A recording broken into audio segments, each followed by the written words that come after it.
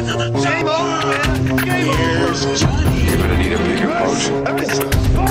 So serious. Roll out. I am Iron Man. This is a tasty burger. Welcome to the InSession Film Podcast. Welcome to episode 136 for September 27th, 2015. And we're 22nd in the nation. I'm JD Duran. And I'm Brendan Cassidy. Thanks for joining us this week. We have a really wonderful show. Before we get into that, Brendan, we have made the top 25 for the first time in forever. And we beat the living out of BYU. And it was glorious. Oh, man. I wonder how long you're going to actually hold that spot, though.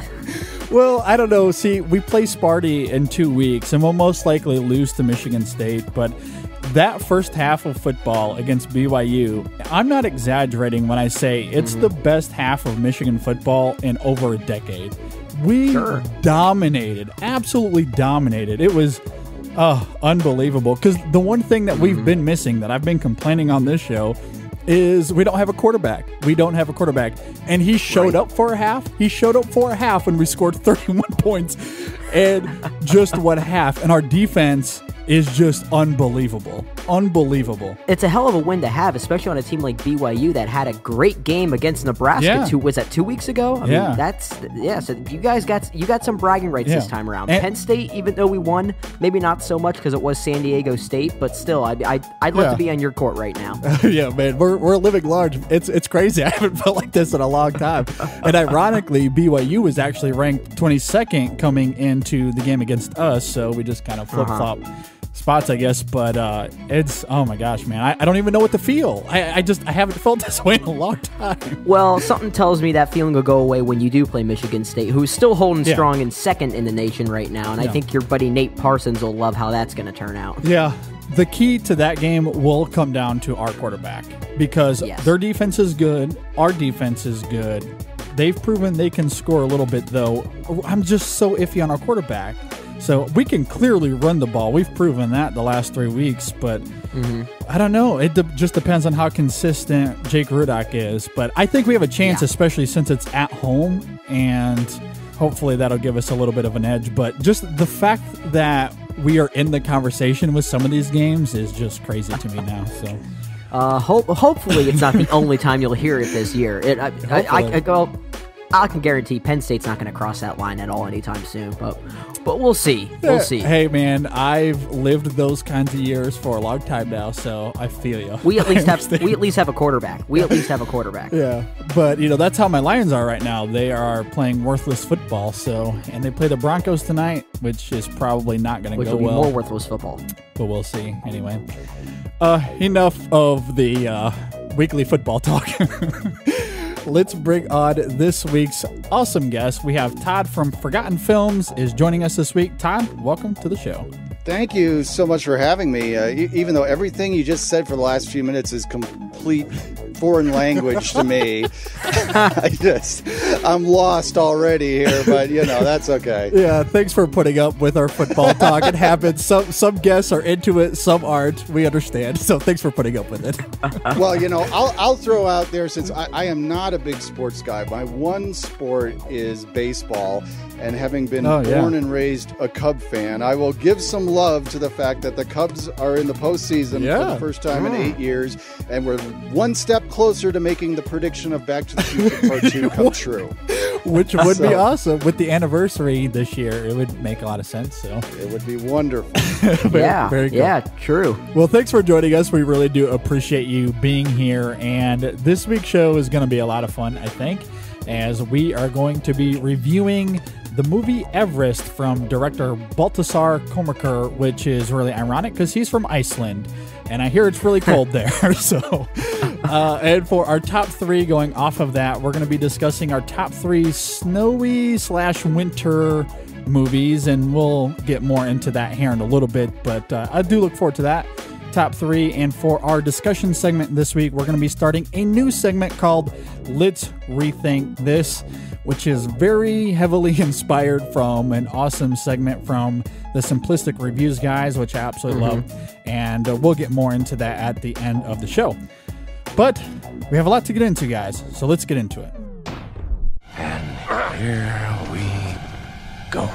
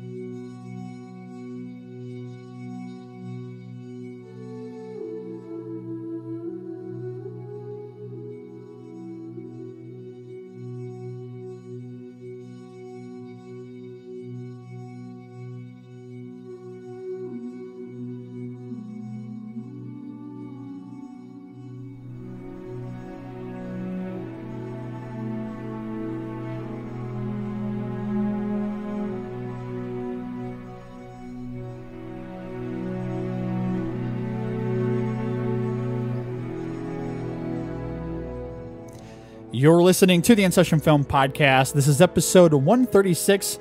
Brendan, you look terrible. My stomach's not so good, man. Too much Kentucky bourbon. Congratulations. Welcome. Hey, Lopsy. You did it.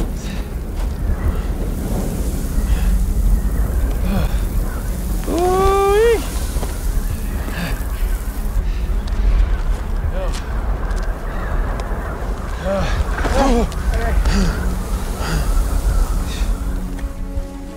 You look terrible. My stomach's not so good, man. See Doug? Oh yeah, he's way back there, man. Hey, Roberto, where are the rest of you guys? Because I'm pretty sure my whole team made it up, yeah? I saw him. Don't worry, I won't tell Krakow. Well done, mate. I had a mixed bag, huh? I'll have to give you this year. All right, Everest is directed by Baltasar Kormaker and stars Jason Clarke, Josh Brolin, Jake Gyllenhaal, Keira Knightley, and a whole slew of other people that we'll get into. Let's toss it to you first, Todd. What did you think about Everest? Okay, Everest. For the most part, I enjoyed myself with the film. The more I think about it, I am somewhat mixed. There are definitely some things I have some problems with, but I was entertained by the film, and I guess that's, for me, always kind of the most important thing. I think to begin with, it's a very interesting story. I mean, it's definitely something that portrays something that I'm never going to experience in my own life, you know, so there's a plus right there. Though I have to admit, I do have a little bit of a hard time relating to the people in this movie, because there's a part of me, maybe I'm just cynical, but there's a part of me that says there are certain places on this planet where man is not meant to go. Sure. And I kind of think the summit of Mount Everest would be top on that list. Sure. So it's a little hard for me to sympathize with these folks, because I'm kind of going, well, you did this to yourself. It's a little stupid going up there in the first place, in my opinion, but okay.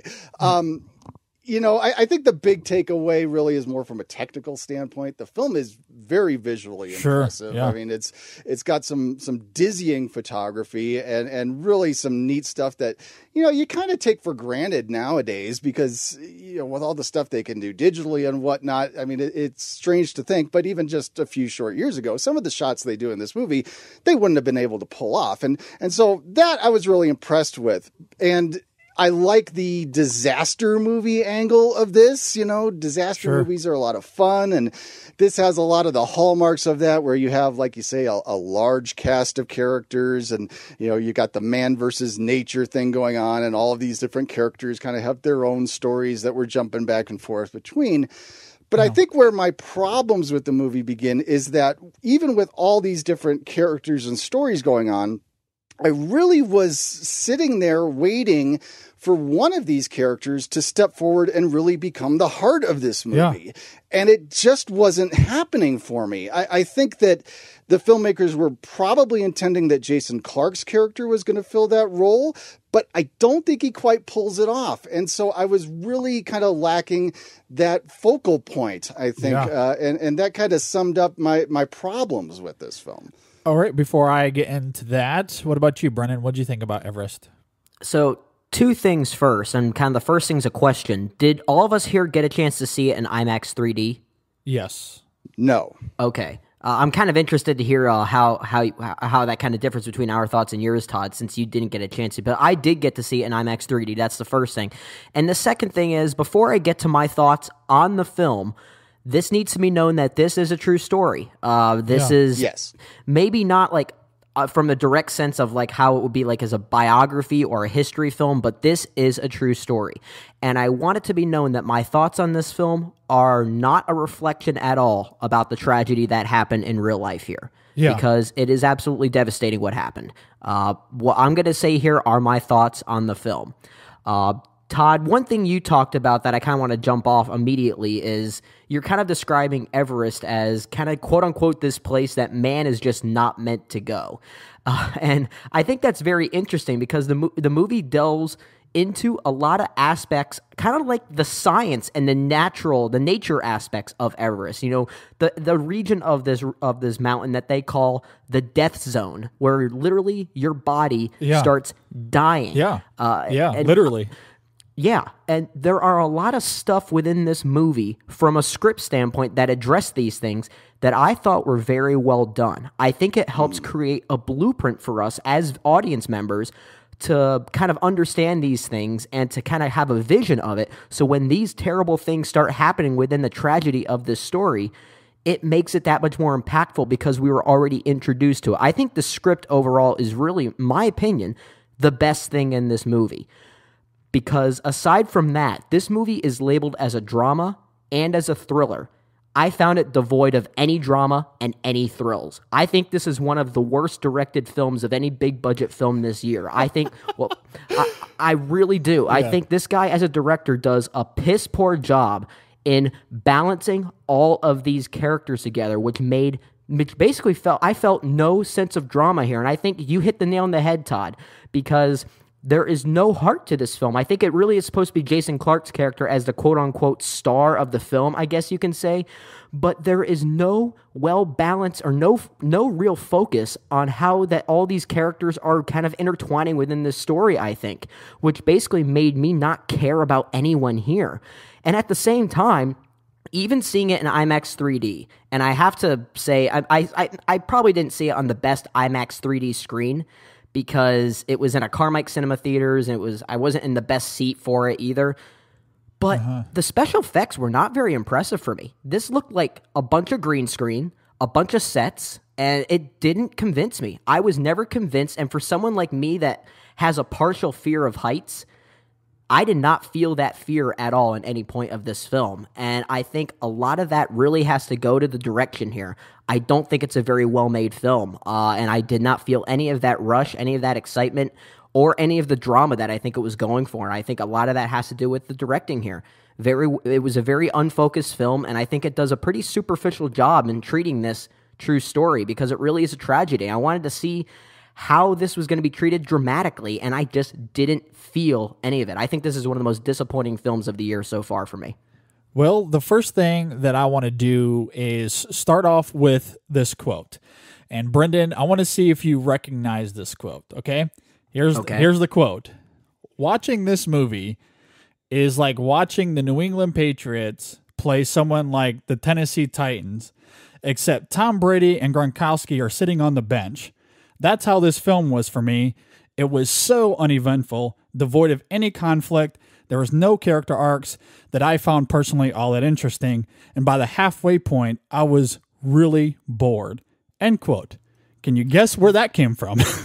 I think that came from someone like Roger Ebert. Was that? Maybe No. That came from me in the way I described Black Mass last week. Yes. That is to a T exactly how I feel about Everest. Absolutely to a T. Wow. So I completely agree with you guys, and I agree with your analogy there, Brendan, although speaking about Everest, that this film is devoid of a lot of conflict. There is no arcs to this character that I found interesting at all. The players are great. Like you were saying last week, Tom Brady and Gronkowski, great players, but there's nothing to latch onto. There was just a lack of dramatic tension and character building that just really left me engaged. And if you hate exposition, you're going to struggle with this movie because there's a lot of it, especially in the first half of the movie. It's really hard to follow at times, and there's no explanation really of who these characters are. They're just throwing out a whole bunch of climbing terms that you're just supposed to buy into. And from someone that doesn't come from a background of climbing mountains, I was lost. And it was hard to stay with the movie because of that. And because the pacing is so fast. And like I said, they just introduced these characters. They don't really set up who they are or where they come from. They're just there and the story moves forward, that I just couldn't engage with it. Now, there is a level of appreciation that I have about not treating your audience like idiots. It's part of what I loved about Black Mass and what Scott Cooper does in his movies. But this goes too far. Like, there's just a lot happening without explaining to the audience what is going on and the things that you need to know. Now, they do some of that, like you were saying, Brendan, in terms of what happens when you get to the top of the mountain and how your body starts to physically decay. They do some of that. But in terms of like the gear and the characters interacting, it's like you're seeing two expert climbers talk to each other and you're just a third wheel and you have no idea what's going on. That's a lot of this movie. Overall, I feel like there is some stuff happening thematically I want to talk about. I don't feel like it's well earned, but I do want to talk about it. I just feel like this movie is just very cold and dry, and no pun intended, I guess, but it lacked lucidity that I feel like was really needed here. And overall, it was just very bland. And you hit the nail on the head, Brendan, that it's not so much necessarily the story, because it is a heartbreaking story. This is a story worth telling, but the direction is just awful. Yes. Yeah. And you could tell that Balthazar is a very amateur director. I mean, and I haven't seen his other films prior, so I can't judge him on his own, but I think you can tell he's just someone that wasn't up to the challenge of handling the techniques and the technicality behind the story, you know, the way you're talking about it, from someone that can't relate to it because you don't have this kind of background. But at the same time, he didn't understand these characters, I feel, and that's really where it ultimately just fails as being partially a drama, because it's supposed to be well-earned dramatically, and it just isn't. Well, and I think, you know, the characters were one of the big problems for me, because they just seem very by the book. You know, you get a lot of what you expect. And even with the casting of it, it was very much expected. Going into this, I had seen a few ads, but not really anything that focused on who was in the movie. So there were a few faces that popped up in this movie that were surprises to me when I actually sat down to see the movie.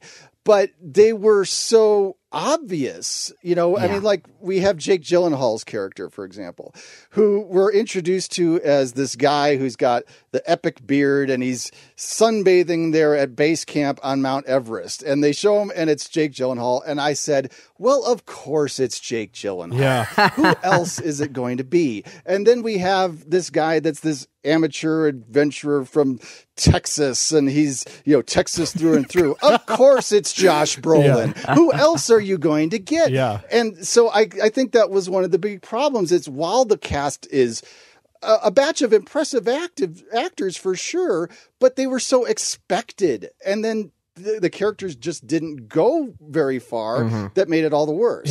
The casting of the big names here not only became distracting in that regard, but I felt like the only reason why that they were cast here was to hide the fact that these characters that are written for this movie had no compelling depth to them.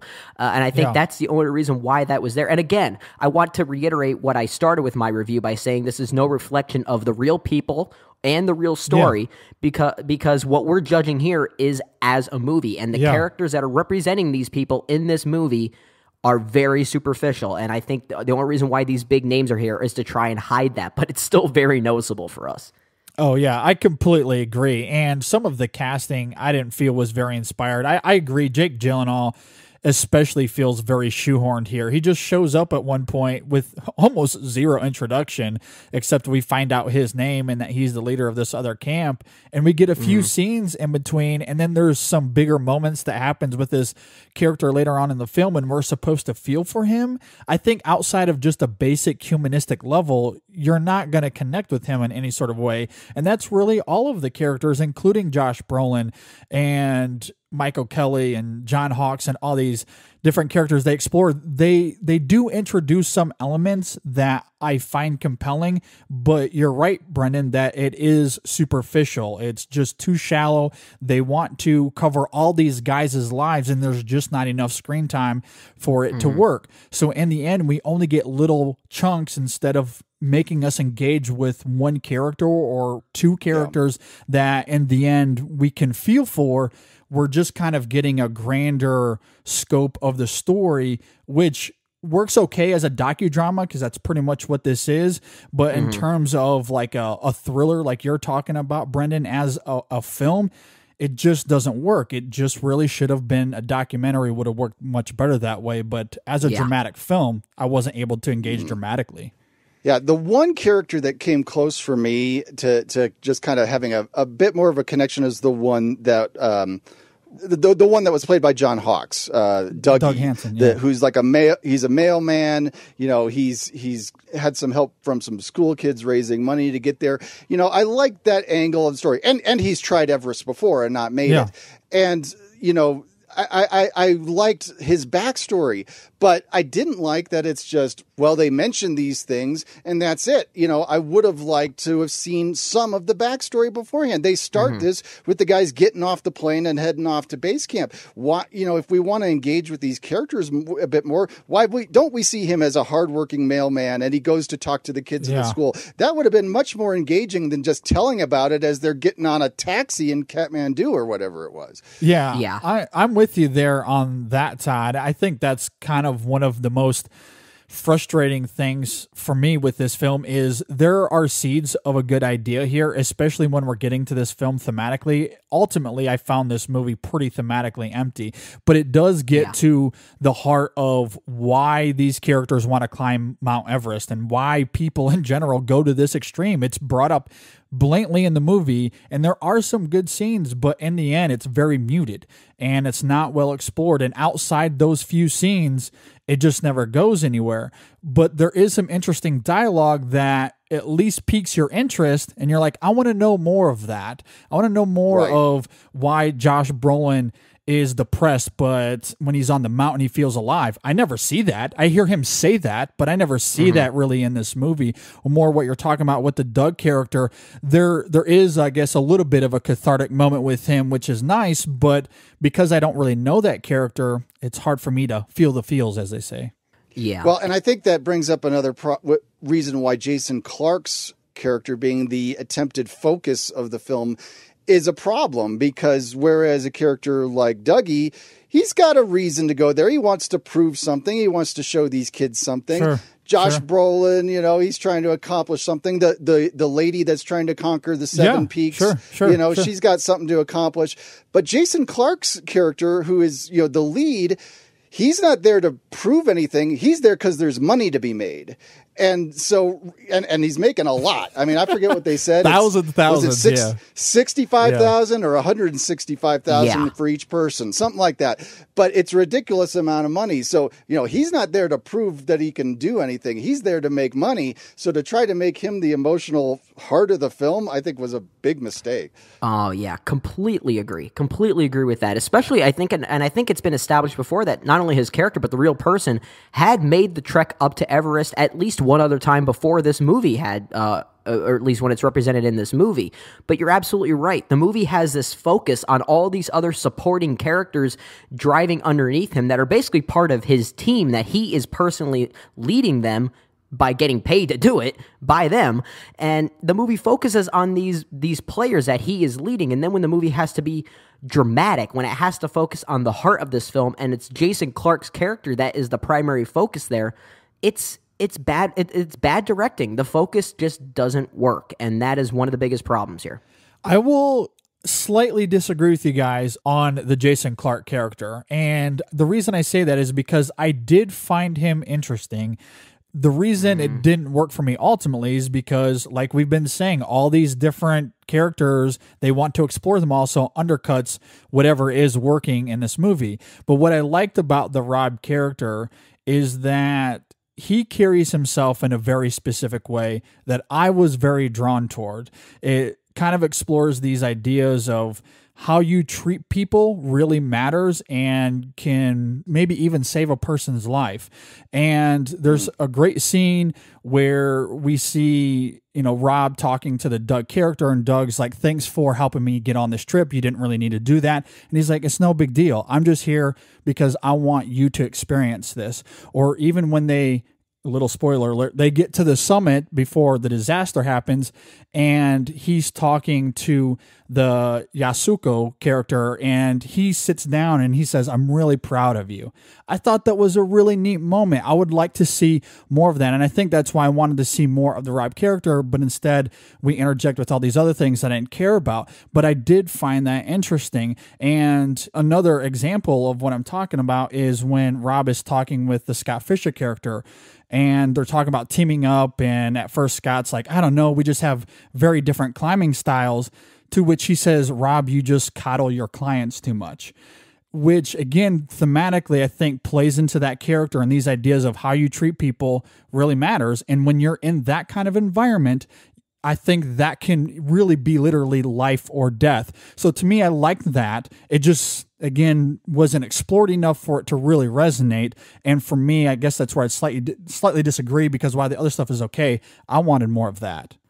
And I could kind of agree with you if they had never established the notion that this guy is getting paid a lot to lead these clients up to Mount Everest, because afterwards... But it's a big business. I mean, these guys want to go on this trip. They're willing to do it. They would have gone to another company if it wasn't for him. Yeah. But he's given big discounts to the Doug character. We find that out. And he's treating his clientele like people, where the Scott Fisher character is just like, I'm here if you need me. There's very different styles there. And for me personally, I want to be with the guy who wants to invest in me. Because when it comes to life and death, he's going to be the one that I know is going to come save me, where the Scott Fisher character, I'd be like, I don't know if I can trust this guy. Yeah, I don't know. I think I could agree with you if, as I mentioned, I think that the order of how they establish these characters with the little that they establish them with, I think is probably the reason why I can't quite side with you, because he came off as more just like a salesman to me. I didn't have a lot of sympathy. Yeah, I didn't have a lot of sympathy for him, but I think it's just I'm not saying that this movie's representation of him is how he was in real life, because that's probably not the case at all. But what I saw on screen, I couldn't quite feel that. It's hard for me to even fathom that when there's a scene where the Doug character is like, thanks for giving me a discount, you didn't need to do that. Or when he sits down with the Yasuko character and he's like, I'm very proud of you. We get really human moments with the Rob character. You get none of that with any other character in this movie. Yeah, and then I would say because of how the treatment of all these characters here is, it just felt superficial to me. I didn't buy it at all. I will agree with that. The notion of that does get undercut with all this other stuff happening, and we wanting to explore these other characters. What I'm saying is that is much more interesting and much more sympathetic to me than any other character that I saw in this movie. Yeah, I guess that's fair. I still didn't believe it out of him, though. Interesting. Well, one thing I want to talk about real fast, and you guys kind of mentioned this already, but I do want to talk about the camera work and the cinematography. I think is pretty gorgeous, and I think it's well shot for the most part. I didn't have the kind of problems you did, Brendan, in terms of buying into this world that they build up. I can certainly see your criticisms there, and I can sympathize with it a little bit. I guess I just didn't have as much a problem. I think we do get a grander scope of what these characters are going through, and we do get some context even. I like the shot where we see the characters at the top of the mountain and the helicopter is kind of going around them, and we just see how small and how insignificant the characters are when they're on top of this mountain. I thought it gave an interesting context to the movie. So the cinematography I kind of liked. When we get to the storm, I thought it was intense enough that it worked for me. And like I said, I could sympathize on a basic human level of being in frigid weather. It's really tough to endure, obviously. So I could connect on that level, but overall, a lot of it just doesn't work. Even within the storm, sometimes it's hard to gauge who is who and what is being said, right? Especially if you saw in 3D. I'm sure, Brendan, you can attest to this, that it was really hard, especially in the darker scenes. The 3D kind of takes away some of the lighting already, and it was really difficult to kind of tell what was happening there. There are some heartfelt moments. I didn't feel like a lot of it was really well earned, but in terms of giving us a grander scope of what these characters were going through, I was immersed in the world okay enough, but it certainly wasn't the best. I mean, I would much rather watch a movie like Maru, a documentary that I talked about a few weeks ago, I thought was a lot more immersive, and it's not doing anything dramatically in that movie. Yeah, I can definitely see your point. In fact, I probably would have much preferred to see this film as a documentary. I think I would have not only bought into the drama of it more, but I think I would have bought into the physical scope of this world even more, because one of the things that this movie does is that it always has this like subtitle that keeps appearing where basically they get to a new summit and a new camp, and you notice how the height of where they're actually stationed, that keeps increasing, that they keep getting closer and closer to the peak of Everest. I never once felt that scope in this movie, because when it gets to those moments, even when they're escalating to the very top of Everest, and right even before and when that storm hits, I never felt the physical scope that these guys were really in any danger or even even within the realm of this world physically.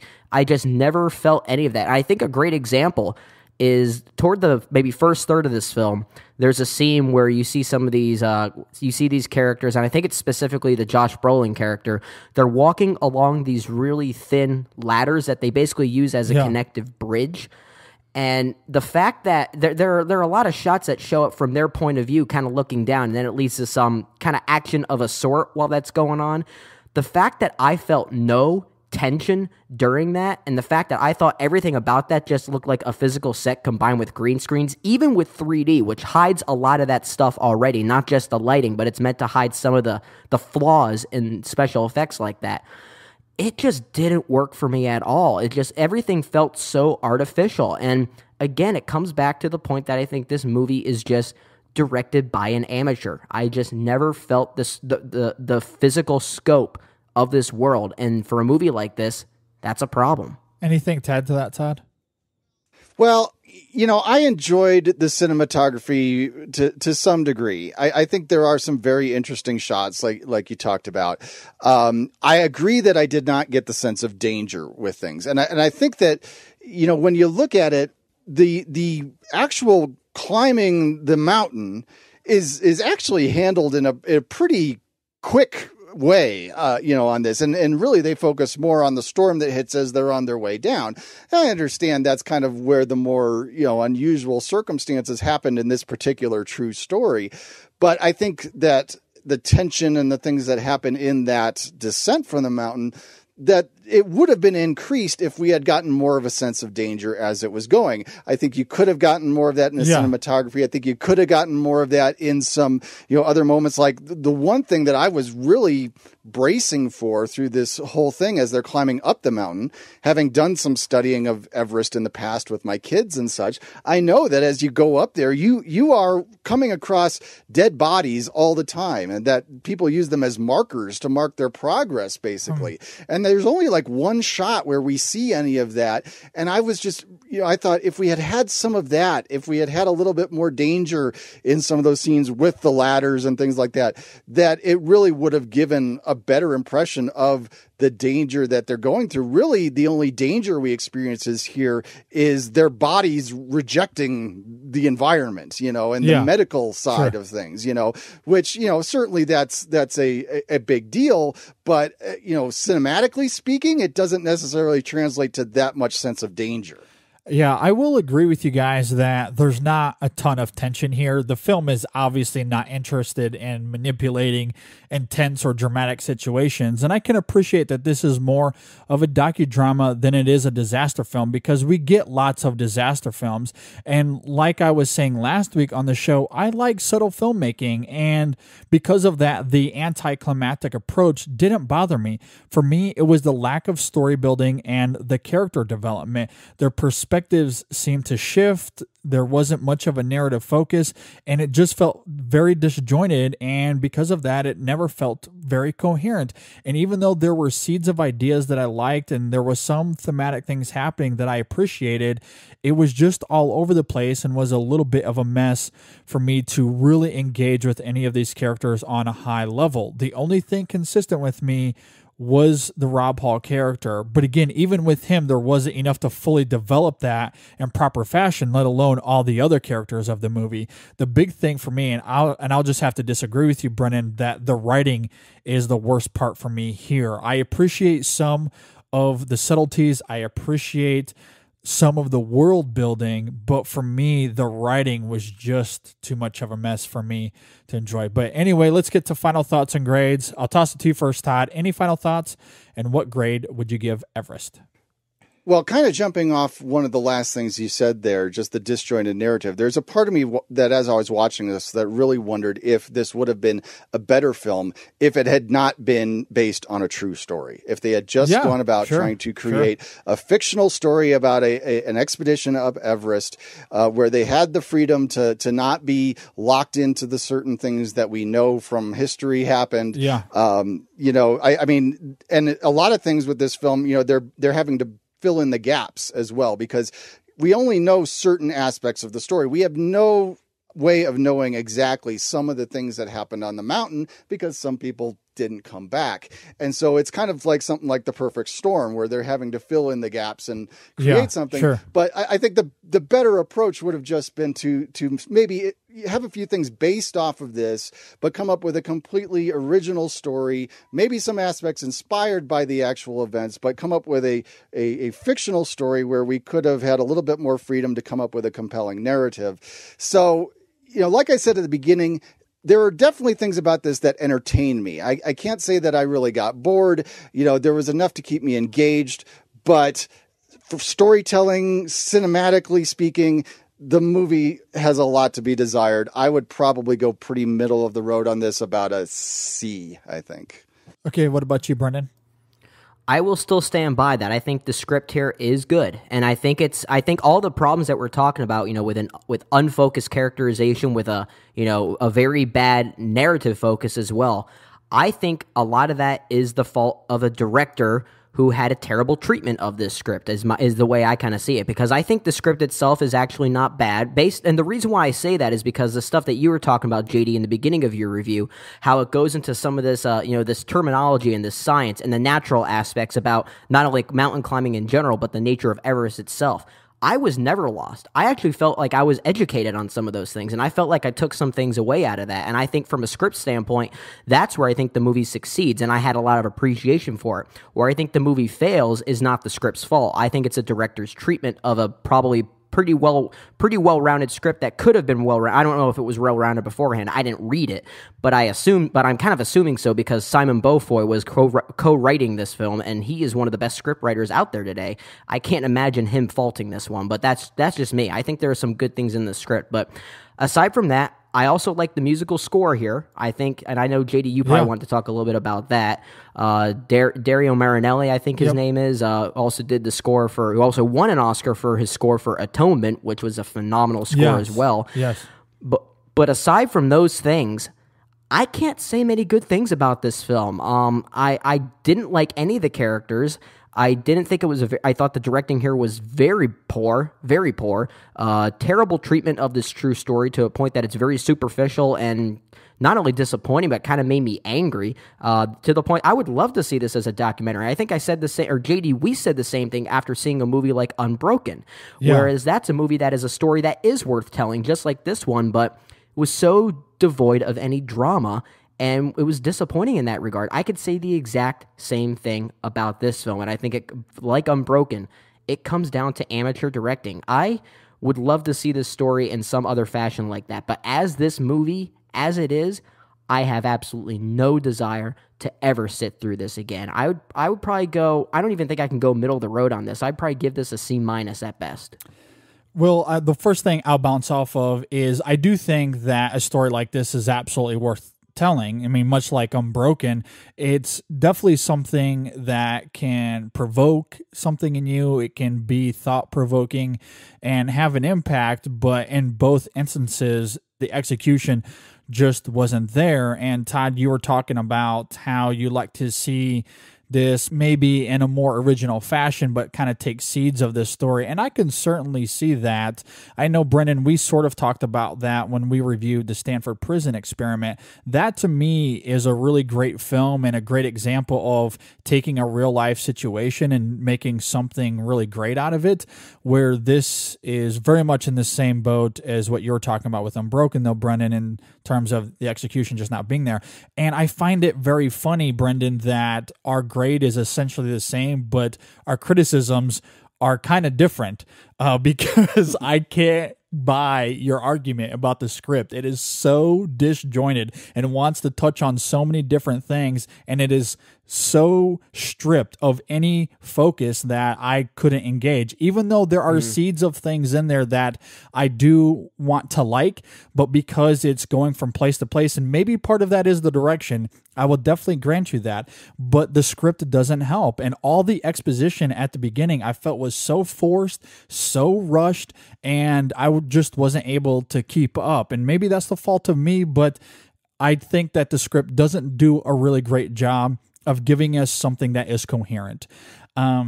Moving on from that, the last couple things I want to say real fast is this is one of the most disappointing 3D experiences I've ever had. It's not very good, and in fact, you don't even need to see this movie in 3D.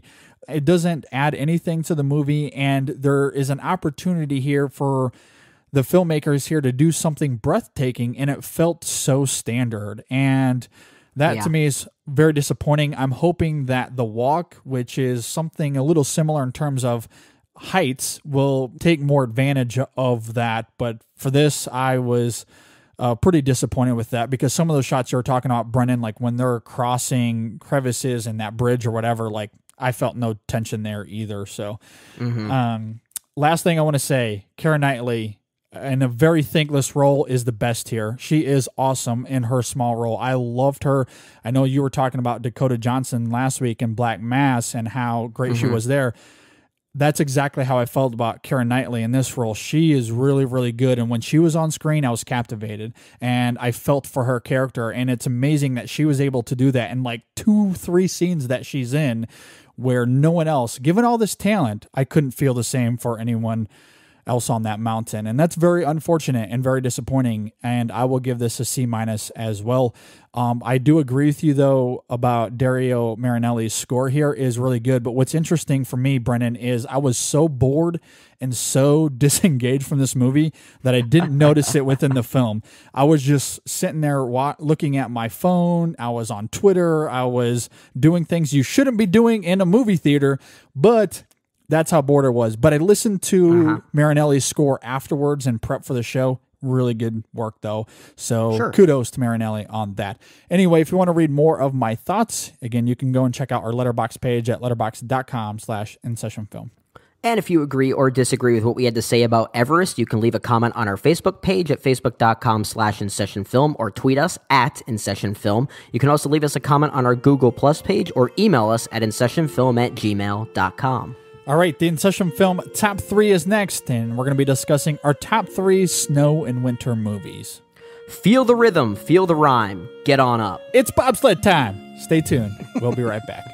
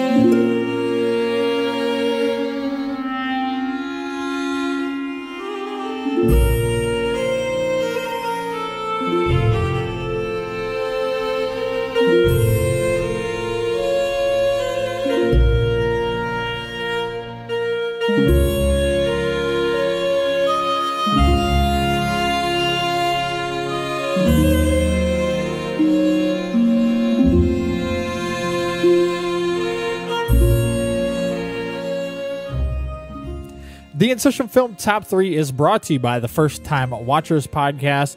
And of course, Brennan, we just got done talking about Everest. And while we didn't like that movie, the one thing that I'll say is the First Time Watchers Podcast, it's a mountain of a podcast, and you got to love being on top of them. I mean, being along with them. I was kind of hoping you were going to do that. I'm so happy you did that. I love it. But you're absolutely right. They're definitely at the peak of the podcasting world, so to speak, just like that with Everest. And I completely agree, man. They're a great supporter of our show and definitely the podcast you guys got to check out. Hosted by Tim, Walter, and Hermano. And their movie knowledge is definitely at the peak. I'll tell you that right now. Absolutely. Their banter is amazing and is very, very entertaining. Unlike Everest, but a lot like the movies we're about to talk about in our top 3. Absolutely. And what's unique about the First Time Watchers is that every week they'll pick out a movie that they have never seen before, watch it, and discuss it on their show to really create this fresh perspective on the film, which makes it very relatable, but also they discuss other movies and other trailers that they've seen recently, so really makes it up your alley, especially if you're a fan of all things movies. Absolutely, and they give some great recommendations at the end of the show that I would also highly pay attention to. And overall, the show, it's just very smart, it's fluid, it's so easy to listen to. Their chemistry is really great, and you can tell they're having a lot of fun, which means that you're going to have a lot of fun at the same time. So, Brendan, where can you find these awesome guys on the internet? There are a couple ways. You can check them out at firsttimewatchers.blogspot.com and also hit them up on Twitter at firsttimewatchers and also on Facebook. Just search for First Time Watchers. Just don't climb all the way up Mount Everest thinking you'll find them at that peak, because that'll be a waste of your time, just like seeing the movie. Yes, you don't need to do that, but you can subscribe to them on iTunes and via there leave them a 5-star review. I promise it's absolutely worth your time. Again, that's First Time Watchers. So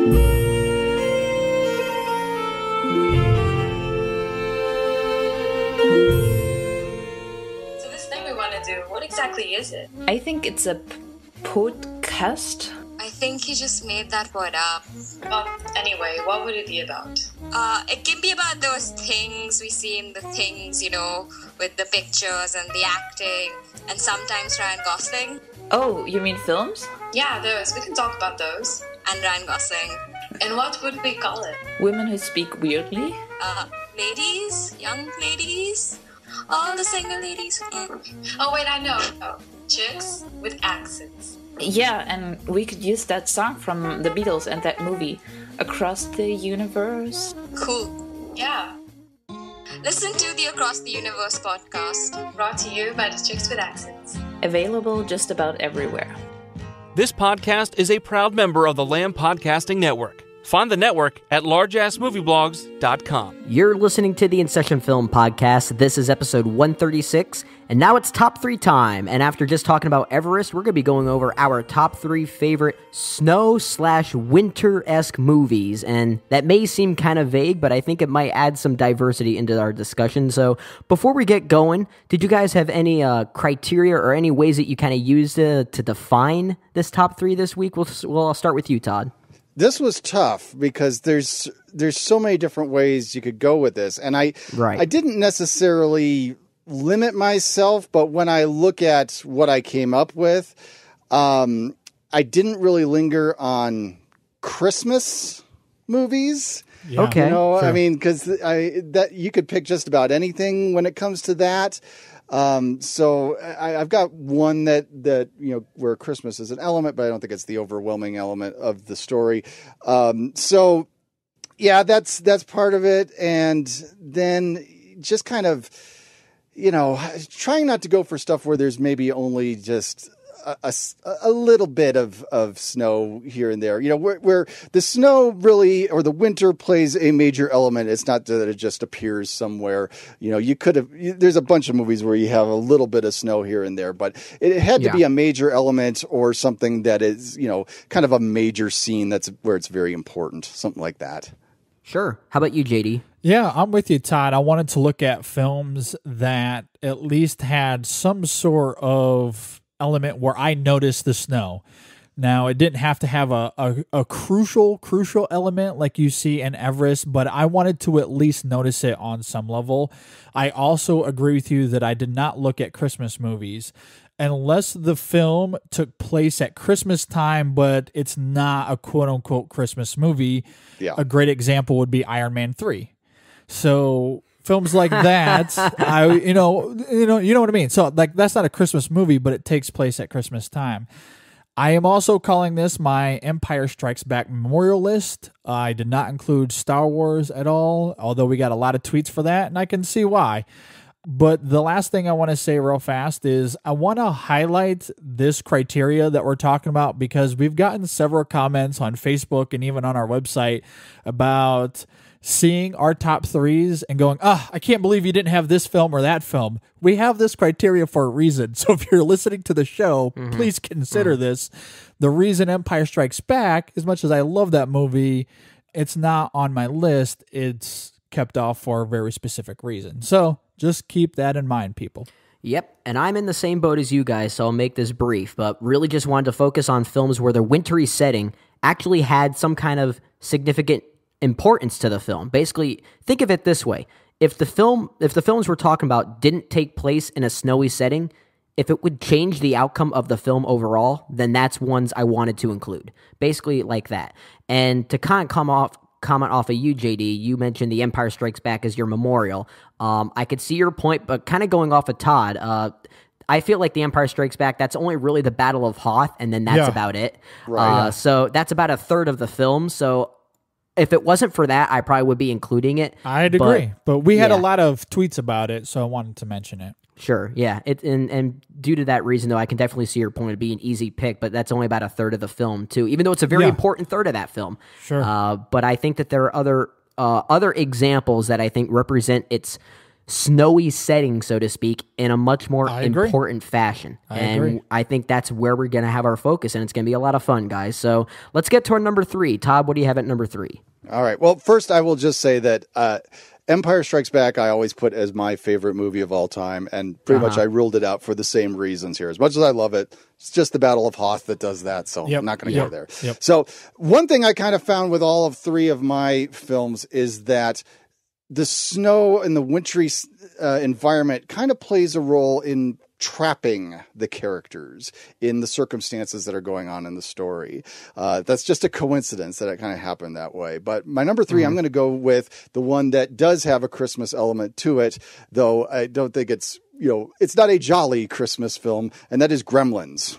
I love the way that Gremlins opens with just this town that's been covered in a blizzard. It's kind of the typical Midwestern look. I grew up in the Chicago suburbs. I'm very used to this type of wintry environment that you get there. The winter setting, it's not like it really drives things, but it kind of gives the impression that the people in this town don't really have any choice, but they have to deal with this invasion by these little creatures. And, there are some great Christmas elements that come into play with the winter setting as well. But, just the imagery of these creepy little monsters strutting down these snow-covered streets, or the cars that are completely covered in snow that they can't move. You'd have to spend an hour scraping them off to be able to get them going anywhere, or they're not starting at all. I think that plays a role in giving this kind of, trapped in these circumstances type of feel. And so that's why I'm going with Gremlins at number 3. Geez, I haven't seen this film in a long time. This is a childhood favorite of mine. Yeah, but it's so goofy fun. I love it. Oh, yeah. Yeah. In fact, I was always afraid to eat after midnight after seeing this film. All right, how about you, JD? What do you have at number 3? For my number 3, I'm going with the Swedish film Force Majeure from last year, which is written and directed by Ruben Östlund, and this film made my top 20 of last year. I absolutely love it. It's very similar to Wes Anderson. We talked a lot about that in our review, Brendan. I love the stationary camera shots, the editing, the score, very similar to Wes Anderson, and I love Wes Anderson, so that's probably why I was so drawn to this. And if you're not familiar with this movie, it's essentially about this family staying at this resort in the Swedish Alps, and there's a controlled avalanche that happens, but the avalanche gets really, really close to the resort, and the family is outside, they see it, and as it gets closer, the dad runs away from his family, just abandons them altogether. So from there, it gets really interesting as this family has to cope with that.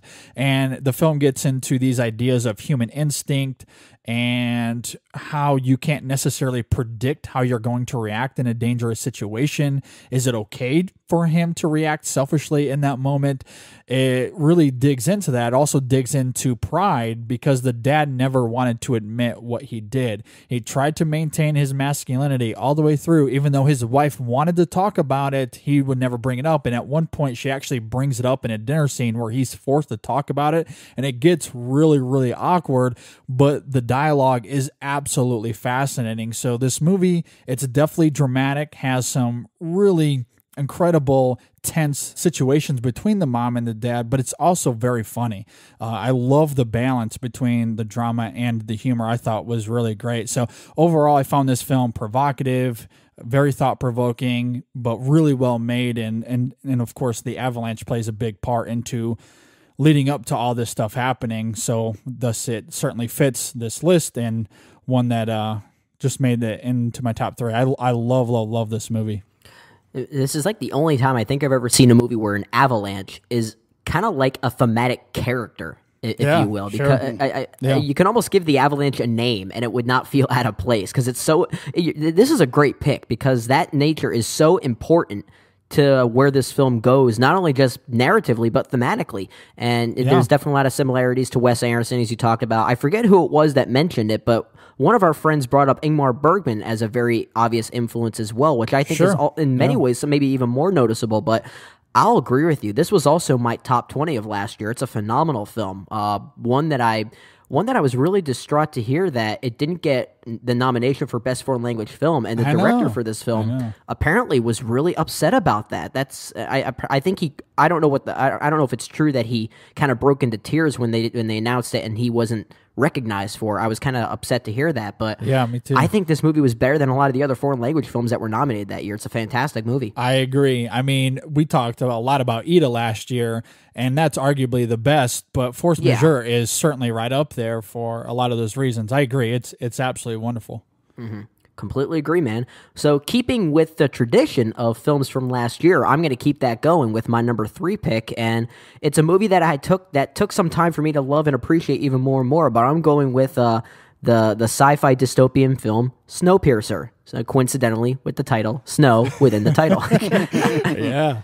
But that's not the reason why I'm doing it. There's a lot more to it. This is basically one of the few times, like you talk about a movie like Force Majeure and how that avalanche and that wintry setting itself really helps enhance the film thematically. I think you can say the same thing about Snowpiercer, because it's one of those few times where, a post-apocalyptic event that not only wipes out humanity, but essentially creates a new ice age is like its own character to help drive the cold nature of this film thematically and where this film goes and how everything is so I think the physical whiteness of this film I think helps paint a very vivid portrait about how gray this film actually is thematically, because by the time the film ends, there is no clear good or evil. There is no clear right or wrong or hero or villain, so to speak, which I really appreciate about it. And not only that, I feel like it really helps paint a sort of a kind of tension-filled portrait of what could happen within this world. And I think it also does a good job enhancing the themes about social class and how that mirrors modern politics in its own way.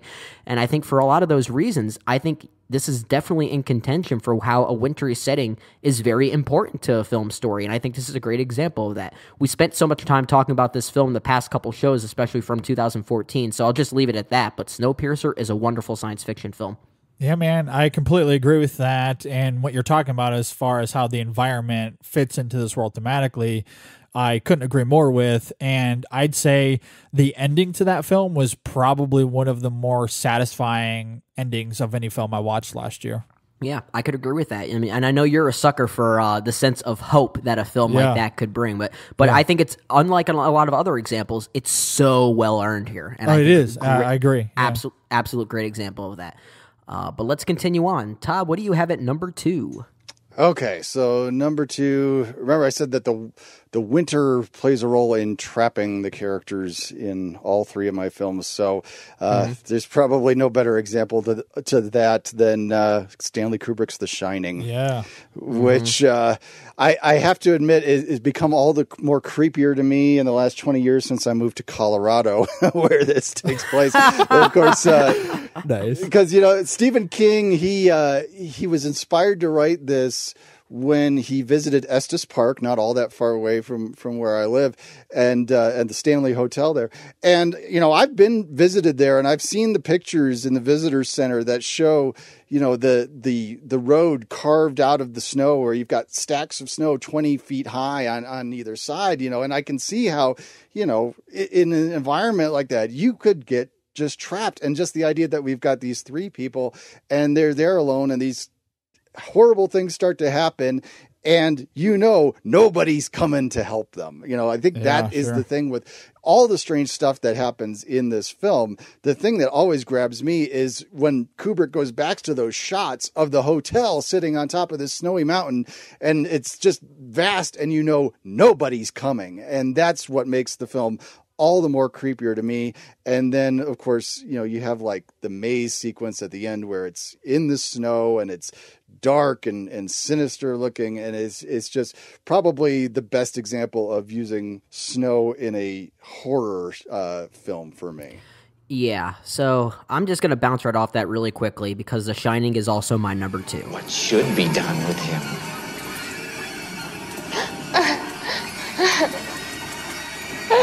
I don't know. I don't think that's true.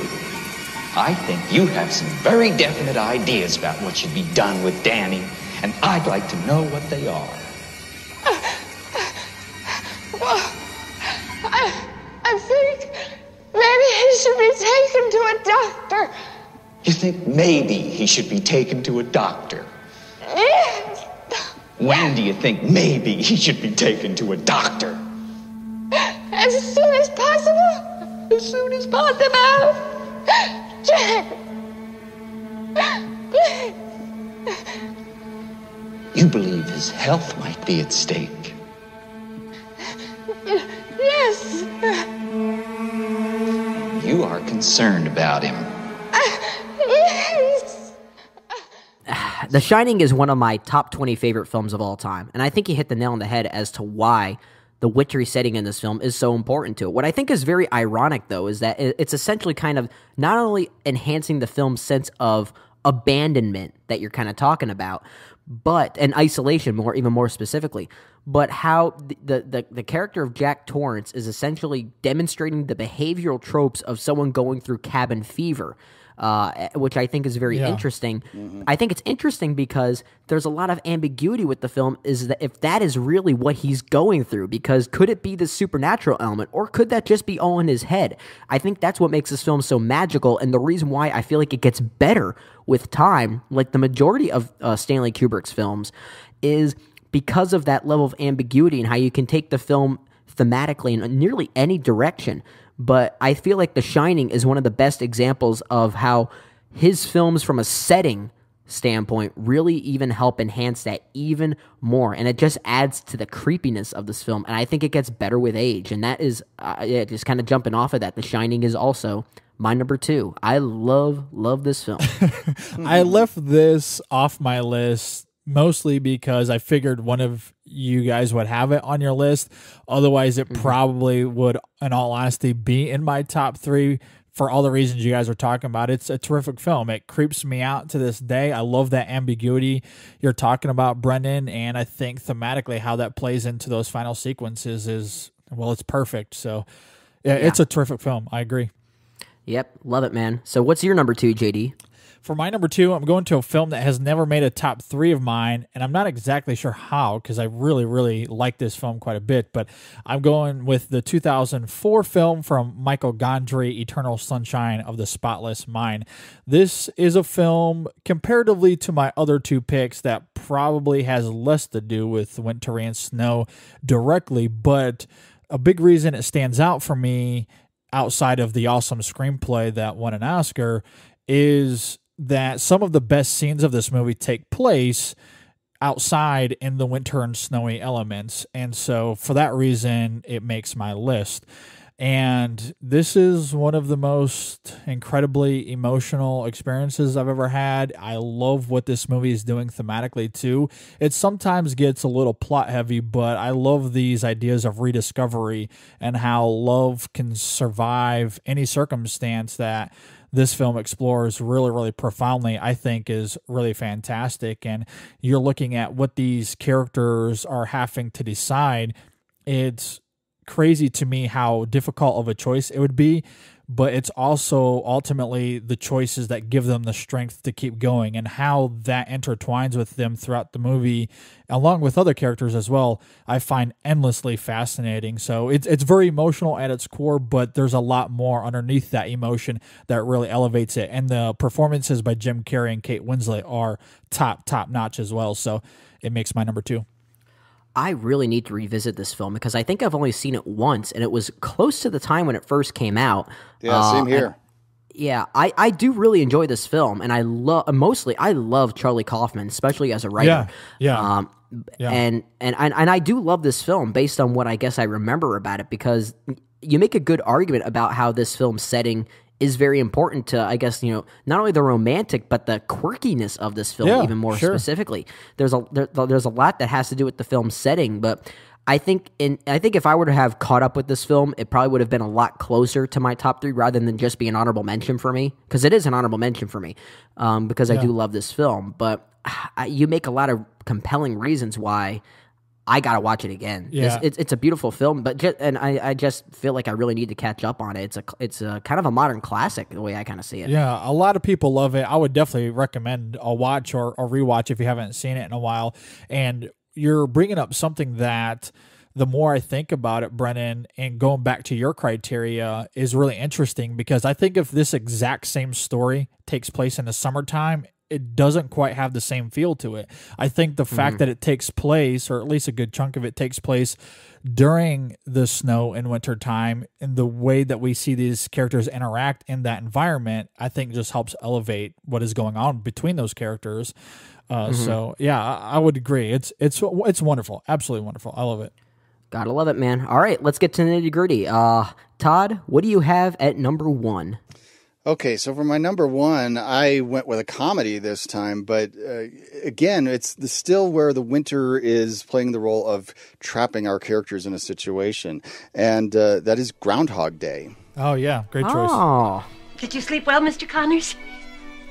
Did I sleep well? Would you like some coffee? Yes, please. I think I'll have a double. I hope you enjoy the festivities. There's talk of a blizzard.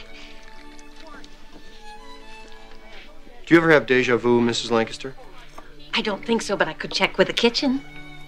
No, that's okay. Thank you. Will you be checking out today, Mr. Connors? I'd say the chance of departure is 80%.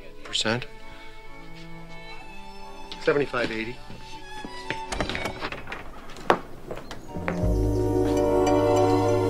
Excuse me. Excuse me. Where's everybody going? To Gobbler's Knob. It's Groundhog Day. It's still just once a year, isn't it? And I admit to having a little bit of a bias towards this film. It was actually filmed in my wife's hometown, which is Woodstock, Illinois, not cool. Punxsutawney, Pennsylvania. And it was at the time that we first started dating. They were making this movie. So There's always been that kind of connection there. Sure, but very cool. I love how this film handles the extremes of winter. We have the blizzard that is what keeps Bill Murray's character from being able to leave Punxsutawney. But then we also see, as he goes through the different days, we see the extremes of winter. We see the bleakness of winter, where we've got the gray sky and he steps in a giant puddle over and over again. And even on all the way to something, heartbreaking, where you have a homeless man who dies out in the cold, But then we also have the beauty of winter in this film, where we've got, things like the snowball fight and the ice sculptures and dancing with a woman and as it snows around you and falling in love in that environment and such. And so, I think for me that just the way that this film encompasses all those different extremes of winter. Again, having grown up in the Midwest and experiencing both the beauty and the bleakness of winter, I can really relate with what this film does. And then, that ultimate hope for springtime that comes as this film is coming to a close. I think this is a beautifully done comedy. I think it's Harold Ramis's finest moment as a director. I think it's Bill Murray's best moment as an actor. And it's a movie that I just love to revisit. I didn't even think about this film. Thank you, Todd. Seriously. I really enjoy this film. In fact, I actually just watched it for the first time maybe about half a year ago or something like that. I only recently caught up with it for the first time not terribly long ago. And it's kind of, the ending is kind of adorable, maybe a little bit too adorable for me at some points, but I like the way it kind of leads up to that point, though. I think it's very well done. It's very funny. This is the example of Bill Murray that I really like the most, because he's able to blend a certain amount of drama, I guess, but this kind of quirky humor that he's really known for. But he has a great balance here, and I think he strikes that balance very well, which I really appreciated. But it's a remarkable film. I can't believe I didn't even think about this. That's a good pick, man. This was my number 4 pick. I left off The Shining a little bit more intentionally, but I heavily considered this one.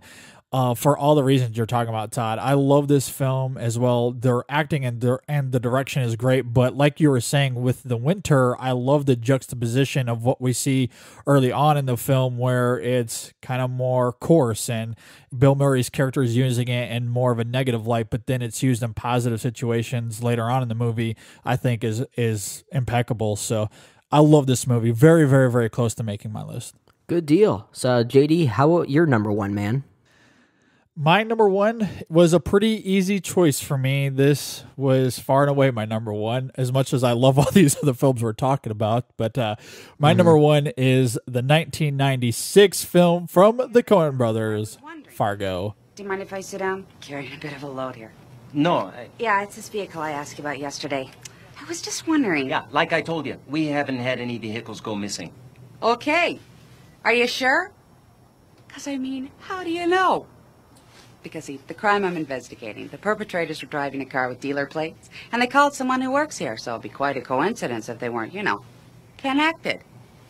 Yeah, I see. So, have you done any kind of inventory recently? The car's not from our lot, ma'am. But how do you know that for sure without doing a... Well, I would know. I'm the executive sales manager. Yeah, but I understand. We run a pretty tight ship here. I know, but, well, how do they establish that, sir? Are the cars counted daily, or what kind of a routine here? Ma'am, I answered your question. I'm sorry, sir? Ma'am, I answered your question. Which is one of my favorite films from the Coen brothers. I love its darkly comic approach. It also works as a fascinating mystery thriller at the same time. And while in some ways it kind of starts off a little familiar, it eventually rotates its story through satire and comedy and suspense and violence, and it emerges as one of the best films I feel like that has come out of the 90s, regardless of genre. And while on the surface there's a lot there, of course, about pride and greed, I think one of the more fascinating things about this film is how we sometimes tend to compound lies to avoid truth. I think it's really an interesting notion when you think about how much work sometimes we put in for a lie because we don't want to avoid the truth or admit guilt.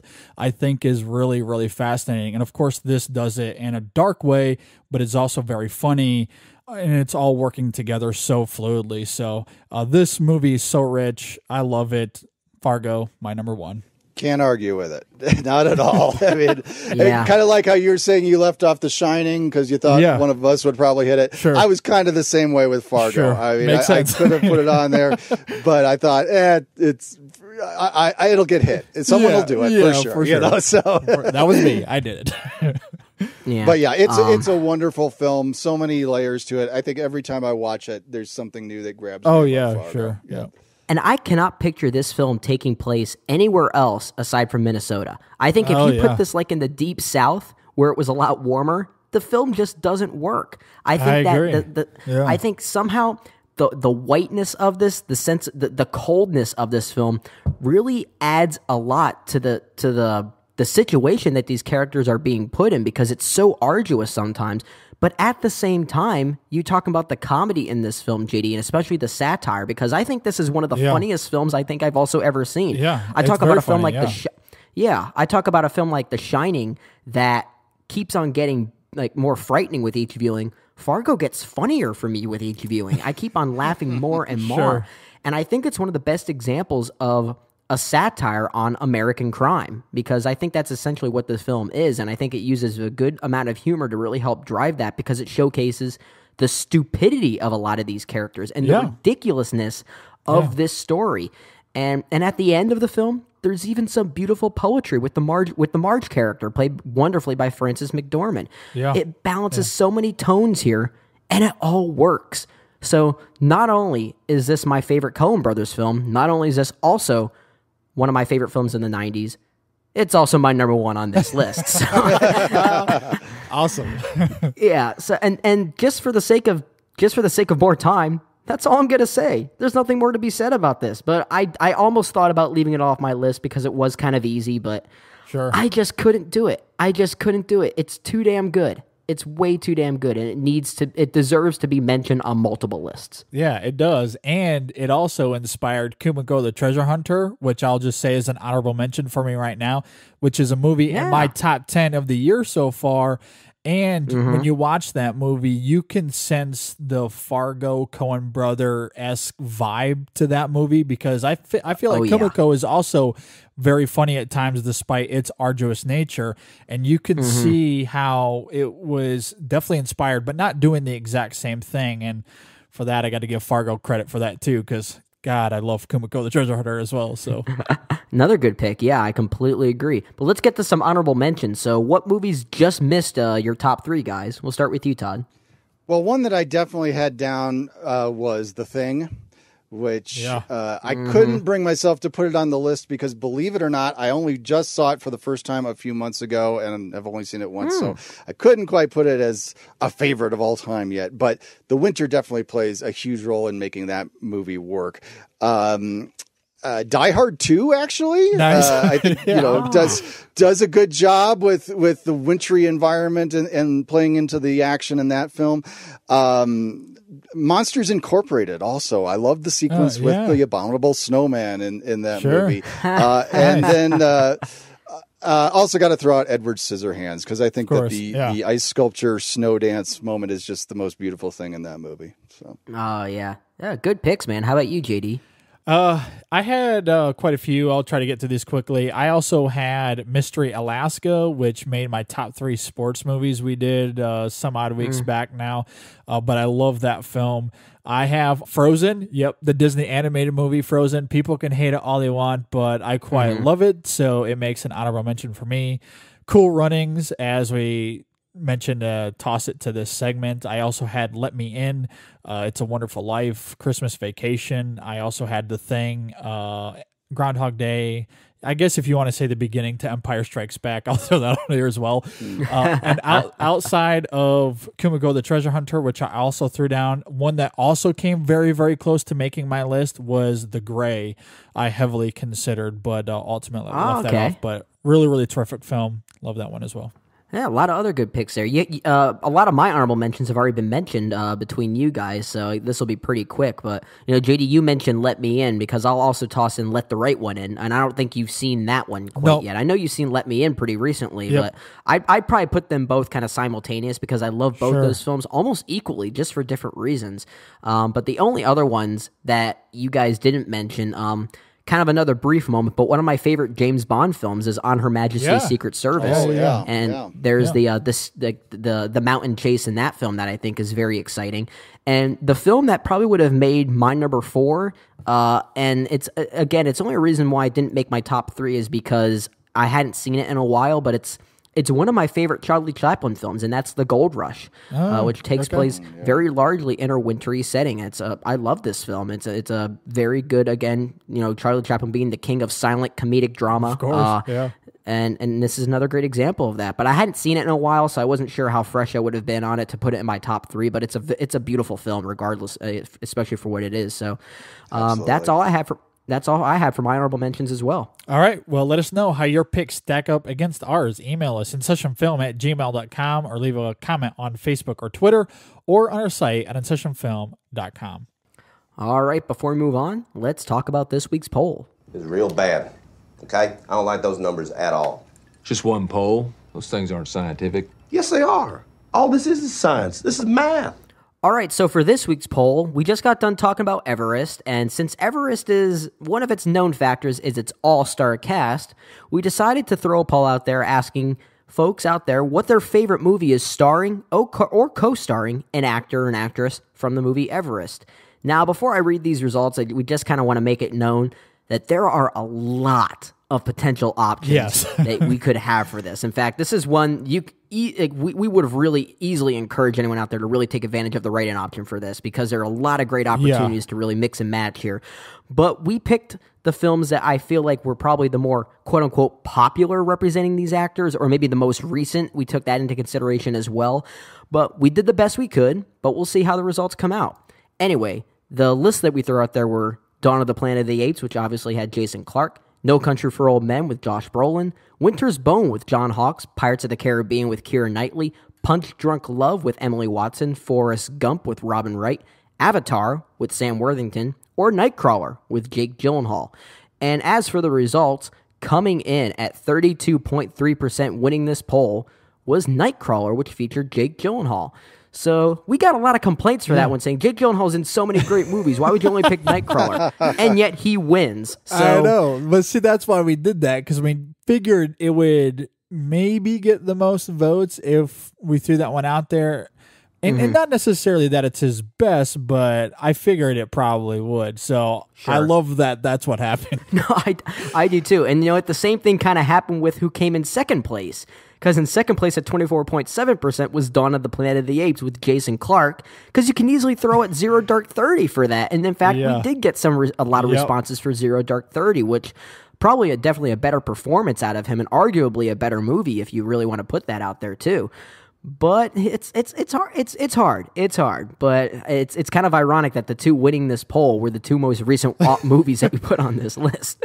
I know, right? I will say we did get a lot of write-ins or tweets on Twitter for Zero Dark 30 and Zodiac, but also quite a few for The Goonies as well for Josh Brolin. So, you know, those would probably be the top three if we were just considering tweets and write-in options. Yeah, so. Which you probably should definitely mention it that way, because I feel like they're almost just as honorable as the ones that actually won this list. Absolutely. Yeah. But anyway, coming in at third place at 21.8% was No Country for Old Men, which featured Josh Brolin. And that's and another one of the best Coen Brothers films, so that's not a surprise there. Yeah, not a surprise there. Last thing I want to mention real fast, which I thought was kind of funny, of all the options that we listed, and we listed quite a few options there, the only one that didn't get any votes at all was Sam Worthington in Avatar. Poor Sam. If you know what, here's the thing. I actually thought Sam Worthington was one of the better aspects of Everest from a performance standpoint. Yeah, sure. But if there was one of those options that we threw out there, one of those 9, that I would have predicted wouldn't get one vote, it would have been that one. Of course. It's just because of the movie itself. Yeah, I agree. But anyway, thanks everyone that voted on the poll, and thanks everyone that voted on Twitter. We got a lot of responses on Twitter, so thanks everyone that got back to us. So, all right, coming up next, we are going to start a new segment called Let's Rethink This. We'll explain next. Stay tuned. We'll be right back.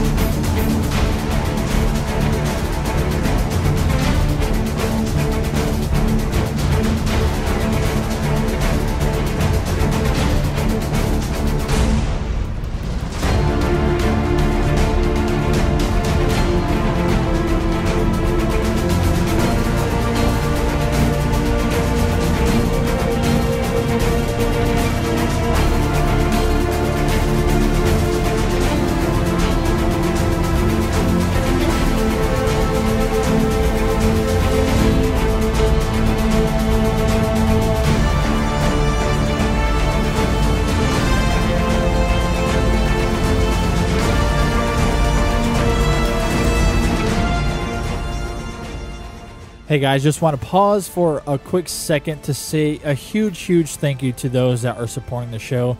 We can't do this without you. Your support really goes a long way, and those that are helping us out, we can't thank you enough.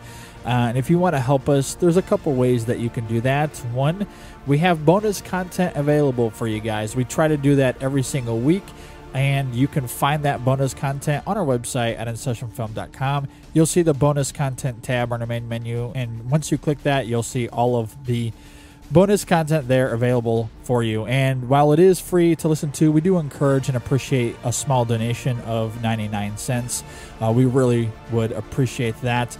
Another way that you can help us out is patreon.com. And I really want to encourage people to go to Patreon. I think it's a really great resource where you can sign up to donate essentially per show.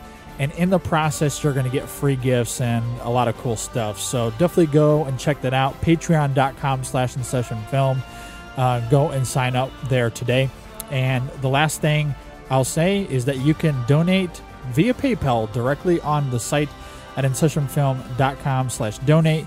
You'll see the PayPal button, and you can donate that way as well. And there's also a way you can help support us by getting some stuff in the process, kind of similar to Patreon.com. But what you can do is by going to the InSession Film store at InSessionFilm.com/store, you can get some really cool collateral with our logo slapped right on it. Perhaps you want either like a cool mug or an iPhone case or a tie, especially if you're in the state of Kentucky visiting us during Derby or Keeneland weekend. You can wear that during there while you're dressing up. It's going to make you look even more snazzy. I can guarantee you that. But at the same time, we can also customize something for you. If you don't see an item on there that you like, just let us know. We'd be glad to work it out in your favor and get something worked out for you with our logo slapped right on it. Great way to support us and great way to help market us as well. And also, as you heard at the very beginning of our show, we are sponsored by Audible.com. And at Audible, you can get a free audiobook download and 30-day free trial simply by going to www.audibletrial.com/InSessionFilm. And as I mentioned over there are over 150,000 titles for you to choose from for your iPhone, Android, Kindle, or MP3 player, whatever your smart device might be that's most convenient for you.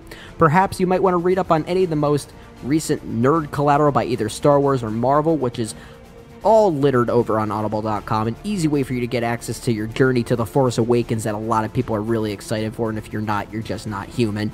But a lot of great stuff for you to read up on there, and also a great way to be supporting us as well at Audible.com. Yes, absolutely. No matter what you do, we really appreciate your support. Even just a subscription on iTunes or Jabbercast or a like on Facebook and Twitter all goes a long way, and we really do appreciate everyone's support.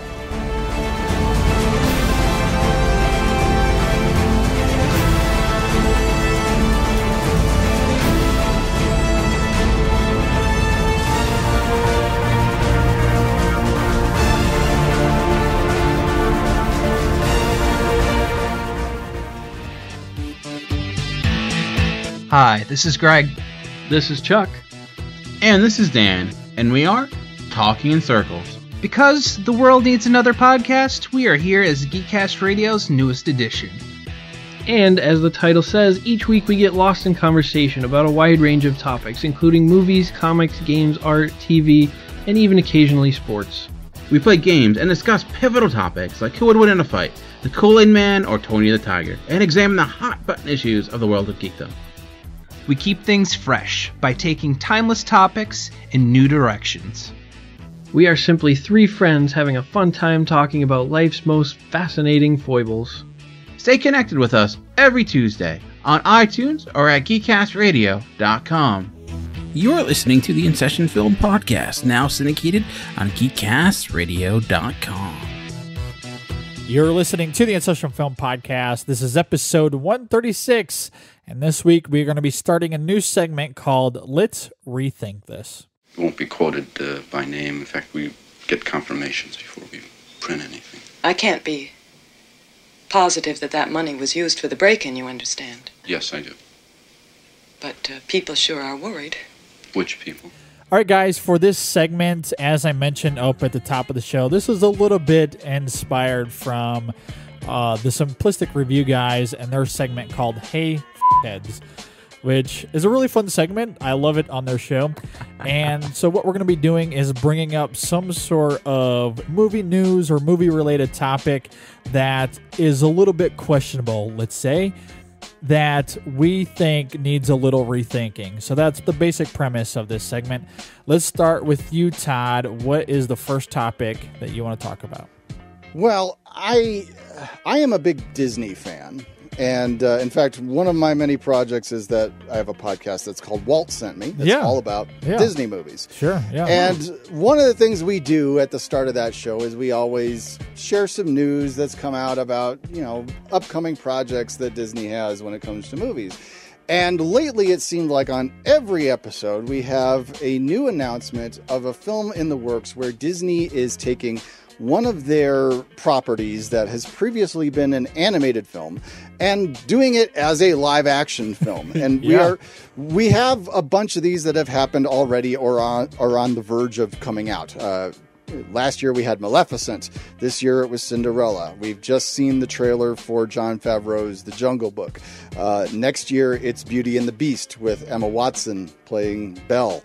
And while I am certainly intrigued by some of these projects, and I get it, Disney's in business to make money and all that, but there's a ton more of these that they've announced. They're looking at doing a live action film, spinning off the genie character from Aladdin. They're talking about a live action Sword in the Stone. Tim Burton's attached to a live action Dumbo. Oh no! And I'm just going, all right, guys, come on, can we maybe look at creating some new icons instead of making all of our previous icons redone as live action? They've done this before. I mean, look at Jack Sparrow. However you feel about all the various pirate sequels and all that, you got to admit that they created an iconic character there when they had Johnny Depp do that role. And they've utilized that in all their various things when it comes to theme parks and merchandise and everything there. They created an icon there. So when are we going to get the next Jack Sparrow? Why do we have to have a live action Dumbo or a new version of Beauty and the Beast or whatever? So I guess my thing is just saying, Disney, can we maybe get back to some more original ideas than just remaking all the animated films as live action?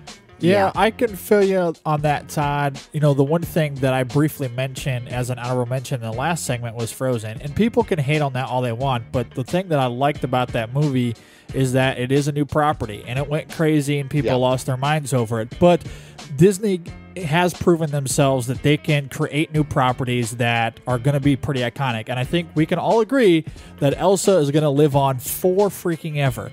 So they've proven that they can do that. So you make a really great point, Todd. I guess my only reservation, and I guess I use that word loosely, is that when I went to see Everest, I got to see the Jungle Book trailer in 3D, and it was the best freaking part of the experience. It looked freaking awesome. Yeah. The Jungle Book trailer looks really, really good. I mean, of the three that we've seen already, Maleficent, Cinderella, this is the one that I think looks the most promising. It looks really great. I know Brendan and I at least liked Cinderella from earlier this year. So I was on board with that one. Maleficent, I'm very much the opposite on. And I'm also very much looking forward to Beauty and the Beast. Belle is my favorite Disney princess. I love the cast that they have for Beauty and the Beast. It looks very promising on paper anyway. So I'm a little bit dubious in terms of them continuing this same trend over and over like you're talking about. But at the same time, I guess like what Marvel has done, if they keep proving themselves to me, I'll be on board with it overall. Sure. Yeah, and I'm on your boat, JD, is that it definitely seems now, ever since Cinderella came out, that they look like that Disney is putting some kind of, they're definitely putting more care and worry into making a decent live-action adaptation, if you will. That there definitely looks like that there is a care going on, but I do agree, Todd, I would like to see them pump the brakes a little bit. I'd like to see them intertwine this with some originals that you're talking about. I'd like to see a best of both worlds scenario going on, because in my opinion, I actually think Cinderella was the first time that they got a live-action adaptation of their properties kind of right, because Maleficent was boring. Both those Snow White renditions that came out in the same year I thought were kind of dreadful. I did not like Snow White and the Huntsman or Mirror Mirror. But I think they're onto something now. But I would like to see some new stuff in the process. Yeah, and Disney has proven it with other properties that they can find that middle ground, so hopefully we find it with these live action adaptations that they're doing now as well. So, all right, well, let's move on. Brendan, what is the topic that you need to rethink? Okay, so I need to talk about Ridley Scott for a little bit. We're going to be talking about Ridley Scott next week, and I'll announce what that show is towards the end of this one. Yeah. But obviously, Ridley Scott has announced that after The Martian is released, his next film will be Prometheus 2. And at that time, he had said that Prometheus 2 will not, and I repeat, will not tie in directly to the Alien franchise. We still have Prometheus 3 or Prometheus 4 until we tie directly back into the first Alien film. Now, I guess that's okay. I kind of worry that I think he's really trying to build a world too soon rather than worried of making the second film a good one on its own, which I think he kind of failed to do with the first Prometheus. But it was recently announced that Prometheus 2 is officially been titled Alien Paradise Lost. Yeah. Sticking to his guns. You gotta love it. I mean, does anyone else not... do you guys all see the hypocrisy in that? Yeah. I mean, okay, it's interesting to see the alien title within this title. Okay, I guess that's exciting in its own right. But the fact that he said this movie will not lead up to Alien directly, and now we see Alien in the title, to me that just proves one thing. He has no idea what his vision for these films are. I don't think he has any idea where he wants to take these. I think he just knows he wants to make like 3 more films, but he has no idea where it's going to go. And this is really, really frustrating me. And the reason why I want to talk about it is not so much for the sake of, these movies specifically, because I like Prometheus. I was a little disappointed in it because I felt like it was really trying to build a world too soon rather than focus on making a singular good film to at least start that world, which I thought the first Iron Man did very well. Yes, it builds up a world, but the movie is great on its own, which I think is also a great blend of both worlds going on there. But I am so sick of these movie production companies, especially Sony. I think they're the worst for it. Yeah, looking at you, Angry Birds. Yeah. That's another conversation. That's another conversation for another time. Let's not talk about that now. Don't get me sidetracked. But that needs to be rethought, though. I just wanted to make that clear. I agree. But anyway, these production companies are so gung-ho on trying to build a world before they build a singular good film to start this world. Yeah. And I think that's constantly going on, and I'm starting to feel this same thing going on with Ridley Scott and his set of Alien prequels, I guess we can call them now, because it's eventually going to tie into Alien. I just feel like not only does he not know what his true vision is going to be, and not only is he trying to establish a good film to set this up, I think he's thinking way too ambitiously. He's getting way too far ahead of himself, like a lot of production companies are. And maybe it's a production company here. I don't know. Maybe it's 20th Century Fox doing this. But I think it's a big problem this day and age. Let's just have a good starting point. What's so hard in that? That's what we want. That's what we want. When I saw that title come out this week, Alien Paradise Lost, I thought it was a joke. I could not. I saw it on Twitter and I thought someone's making a joke, and that's for real. And I just thought, that's miserable. But yeah, you're absolutely right. I think what Ridley Scott is doing now, talking up his Prometheus or Alien or whatever franchise you want to call it, it reminds me a lot of what Cameron's been doing with Avatar lately. I mean, basically, when that first film came out, he's saying, "Oh yeah, I've got 3-4 more movies planned on this," and Ridley Scott's doing the same thing now. In fact, Ridley Scott even went as far, I think this week, as to say, I should have directed the Alien sequels and stuff. And I'm going, no, you shouldn't. I still want James Cameron directing Aliens. I'm sorry. But I do certainly have a degree of respect when it comes to Ridley Scott. I was just talking about him on another podcast this morning, and I saw the trailer for The Martian when I saw Everest this weekend. I was really intrigued by it. I hadn't seen the trailer yet, and I thought, wow, this looks really interesting. And I got to hand it to Ridley Scott. Yeah, not all of his films are great, But this is a guy who is consistently putting out a new film just about one a year. And a lot of directors are coming nowhere close to that type of thing. So even if he's got some missteps in there, I'm glad to at least see that he's working, and putting stuff out there, Yeah, I'm with you guys on this. I think the one thing that I'm at least a little excited about is one, The Martian is getting pretty good reviews, so hopefully it lives up to those reviews. And Brendan, we've talked about how this is definitely his best genre, right? When he gets into the sci-fi realm, he tends to do better than when he's not there. So I would agree. If The Martian is good, let's just say for the sake of argument it is, then I guess that's the one thing that gives me hope with this series going forward, is at least he'll maybe have a grasp on it. But at the same time, you make a lot of good points, Brendan, that he may not know exactly what he wants to do. Does he want to go directly into the alien universe, or is he trying to create a pseudo-alien universe? Like, what the hell is he doing with this? I can understand those concerns. Yeah. I just want to see him getting back to making good movies, because we've clearly have seen that before, and what he's put out the last several years is just straight garbage. So figure out your focus. Let's rethink this a little bit and make a good movie. I agree. I completely agree. All right. Very good stuff. Well, moving on, the last thing that I want to talk about, and I know, Brendan, you're definitely going to have a lot to say on this as well. I'm sure you do, Todd. For those of you that love the James Bond franchise, there's something we all need to rethink, and that is Sam Smith. Let's all rethink this. Sam, let's calm down. You put out there a song that a lot of people hate, including myself.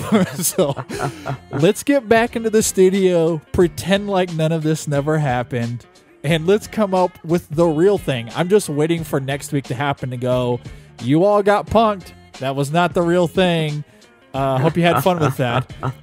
Because the internet did have fun with it. Let's make that known. But this song is terrible. It is so bad. And I've talked a couple of times about how I don't necessarily lean one way on Sam Smith. I know you don't like him, Brendan, but I don't necessarily hate the guy. I don't love him. I'm just kind of whatever with him. And then I heard this, and what you tweeted out I think was perfect, where you said that this feels like a Michael Bolton song. That is exactly what this is. This is not James Bond. What, is he trying to seduce my wife or something? No, this is supposed to be a James Bond movie. What the hell is this? So I want to be excited for Spectre. I really do, but I feel like some of this marketing material is starting to make me a little bit more cautious, and I don't want to feel that way.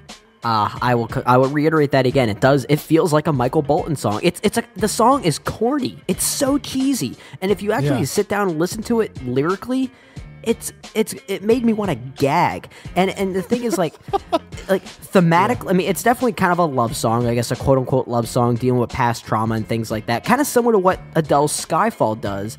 But I would argue that her song lyrically is very memorable and actually is in its own way kind of poetic. I wouldn't call it straight up poetry. I've heard better songs from other people, but I think it has something to say, and it suits the world of that film very well. Yeah, I agree. Not only that, musically, this Sam Smith song, which I think he wrote the lyrics for. I'm not quite sure if he wrote all the music for, but you can definitely tell musically it's trying to recapture what John Barry did in some of the classic Bond films. But not only does it feel like it's retreading existing musical ground that was kind of already in existence with Adele's Skyfall, but the song lacks drive. There's no drive to this song. There's no percussion to help support it, which I feel like makes it feel like it's just so drab. I cannot picture... I just can't picture them doing a proper opening credit sequence to this film with this kind of song. It's gonna be like, ugh. It's just gonna feel so, ugh. Like, that's the best way I can describe it. Our only hope is that hopefully they have some sort of visual gag that makes it bearable, and that we can get through that 4 minutes or whatever it is. Because I agree with you, musically, there's nothing here that is really all that appealing, at least to me. So, hopefully they can make it work. I want to be excited for this project, and ultimately, it's only the first 4 minutes of the movie when it actually happens. So the rest of the movie could be awesome. But like we've talked about, that if you have a good opening sequence like this, it really sets the tone, gets you into the mood for the movie, and gets you excited right away. Clearly, we're going to have to get past that, though, once this song hits the screen. I guess it just goes to show how important those title sequences and songs are to people that love the James Bond movies. I mean, I actually haven't heard this song yet. I saw things about it pop up online, and I think I maybe kind of unconsciously avoided it just because I was like, I'll see it when I see it. But the James Bond songs have really struggled. I mean, since they just completely went off the rails with when Madonna did Die Another Day. I mean, come on. Oh my God. But the Daniel Craig era, with the exception of Skyfall, the songs have been atrocious. And so it's really not a surprise to me that this one is not doing too well with folks either. So I don't ultimately reserve my judgment till I hear it. Sure. I don't think the one for Casino Royale by Chris Cornell was atrocious, but I will say it doesn't feel like a Bond song. I thought it was a good song in and of itself, but I didn't think it fit that world. But I will agree with you though. Like if you look at the song for Quantum of Solace by Alicia Keys and Jack White, holy shit. I mean, wow. But yeah, that was garbage. This makes me want to rethink Skyfall. Is Skyfall that good, or is it just good comparatively to all this other garbage around us? So I don't know. Honestly, I think a lot of it has to do with the fact that people were big fans of Adele at that time, and she just kind of came out of nowhere with a new song, and people got really caught up in the excitement. But I will say that as a Bond song, it is excellent, because I think it is a very great example of capturing the essence of what John Barry's original music for the classic films was. And I thought it succeeded very well in kind of capturing like the out with the old and in with the new sensibility. It really felt like it was the appropriate time for this kind of song. Yeah. And especially for a film that was representing the 50th anniversary of James Bond. It was perfect. Yeah, I agree. I mean, they may have been using Adele's momentum at that point. The one thing that I'll say about it is when I watched that movie, I was completely hooked. I don't care where she was in terms of pop culture. That song got me into the mood of that movie, and I think the visuals underneath it, I think, were also fantastic. So I think they used it really, really well. So hopefully they can at least make up for that a little bit. Either that or Sam Smith just get back in the booth and do another one. You got time. Make it happen. Or just give it to Radiohead, who I think they should have given it to in the first place. Yeah, anyway, that should do it for this segment. That was a lot of fun, guys. Yeah, that was a lot of fun. It's definitely a lot of fun to rant on these things. But everyone out there, if you agree or disagree with what we had to rant on, or if you want to share in your frustrations here, I'm sure you do if you definitely agree, you can leave us a comment on Facebook or on Twitter, or you can email us at InSessionFilm@gmail.com. We'd love to hear your thoughts, guys. Absolutely. And before we get out of here for this week's show, Todd, thanks for joining us, man. It was a huge pleasure having you on the show finally. Thank you so much. It was a lot of fun. And you have a couple of projects out there that we've briefly mentioned throughout the show. Why don't you tell us about them, and where can we find you on the internet? Oh, sure. I'll plug away here. Well, my primary blog is called Forgotten Films. You can find it at forgottenfilmcast.wordpress.com. It's all about the movies that time forgot. So not the new releases, not the classics, the movies nobody talks about anymore. And I have a podcast along with that's called the Forgotten Filmcast. Brendan was on a recent episode where we talked about Blue Collar. So check that out. Hopefully we'll have JD on an episode here soon as well. My other podcast, like I said before, called Walt Sent Me, all about Disney movies, but Disney in the grand sense. So we don't just talk about the animated films. We talk about anything released by any Disney studio. We talked about No Country for Old Men a few weeks back because that was released by Miramax when Disney owned them. So that's another project I got going on. You can also find me reviewing classic films on Mondays over at manilovefilms.com. And I am going through the 1966 Batman series starring Adam West and Burt Ward over at channelsuperhero.com every Friday. So, lots of fun stuff. You're a very, very busy guy, so love it. And thanks for joining us. We really do appreciate it. Definitely go check out Todd's stuff. Really, really great work. And that should do it for this week's show. Again, just a reminder to like us on Facebook at facebook.com/InSessionFilm. You can check us out on Twitter at InSessionFilm. I'm on there all the time, so give me a follow. I will follow you back. You can hit us up on Google Plus and YouTube. Just search InSession Film, and you'll find us there. And we do respond to every piece of email that we get, so email us InSessionFilm@gmail.com. I'll get back to you right away. And for all of the films that we watch, I write them all up on Letterboxd, rate and review them there. So give us a follow. I'll follow you back there. And again, that's letterboxd.com/InSessionFilm. You can also subscribe to us on iTunes as well as on Stitcher, but you may want to check out Jabbercast, which is one of the best podcast apps out there. So not only are we featured there, but some of the other best podcasts are featured there as well. They've been a great help in supporting us that way, but it's also another great way to help find us.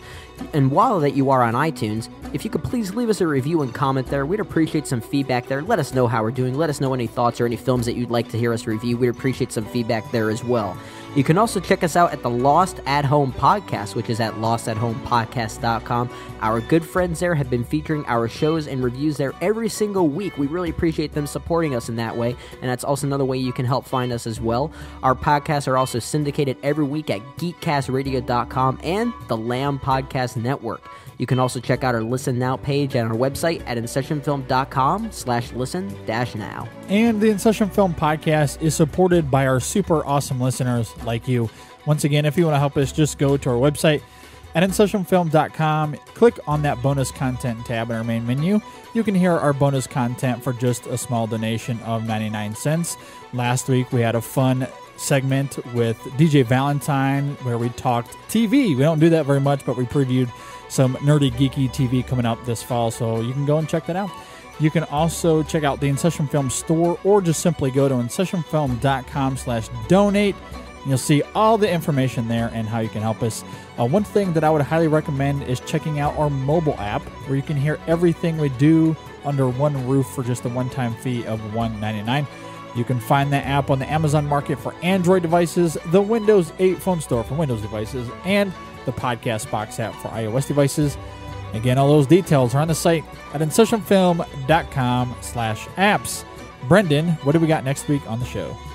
Next week on the show, I am going to say this is probably the most excited I have ever been for one of our shows, at least for this year and for anyone's coming up. But next weekend, we are going to be talking The Martian, the latest from Ridley Scott, hopefully recapturing his former glory, especially back within the sci-fi realm. And The Martian has been getting quite a lot of good early buzz that I'm very excited to hear. So hopefully we can contribute to that early buzz. I'm very excited for that. Absolutely. And going off of The Martian, kind of basically essentially featuring a quote-unquote abandoned character, we're going to be doing a top 3 on that, whereby talking about our top 3 favorite movie characters who have been abandoned or abandoned characters. And there are actually a lot out there, especially within the realm of Disney, as I was kind of doing some preliminary research, which is kind of cool. Very nice. Yeah, so we'll be going off of that for our top 3 as well. And then for our discussion segment, we won't be doing a discussion segment. Instead, we'll be doing yet another review, and we will be talking about the latest from Denis Villeneuve in Sicario. Yeah. I am super excited for this show, man. Finally gonna get a chance to see it. I can't wait. Yeah, I know. Super pumped, man. It's gonna be great. It's gonna be fun. Gonna be fun. Yeah, next week's show will be pretty epic, I hope. So should be a lot of fun. Before we get out of here, though, I'll toss it to you first, Todd. Any final thoughts on anything before we leave today? No, just to say one last time, thanks for having me on. This was a real treat. So absolutely. Yeah, glad you could be here. Absolutely. What about you, Brennan? Any final thoughts? Hug it, chug it, football. Of course. I think that I'm just going to do that every time because we record on Sundays. It's NFL day, and we just get college football the previous day, so it's football. It's football. It is football, absolutely. Go Blue. We're in the top 25 for the first time in forever, it feels like. So pretty exciting stuff.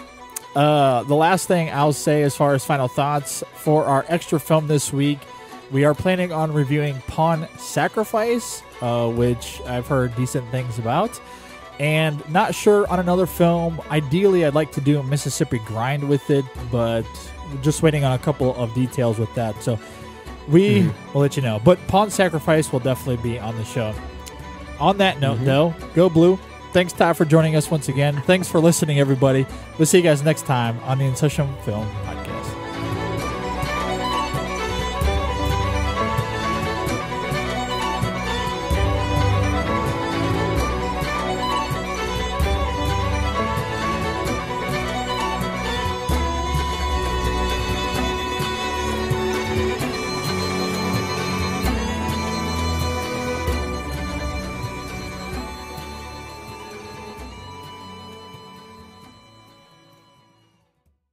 Oh, I guess that is me leading this segment, isn't it? I'm sitting here waiting for you, Brendan. What the hell are you doing? I don't know. I don't know. I was sitting here going, is Brendan going to toss it to me? Like, what's going on right now? No, I'm ready to talk about mine. I know. This will be a good outtake at the end. Oh, God. For the entire version of our podcast, be sure to subscribe to us on iTunes or on Stitcher, or check us out online at InSessionFilm.com.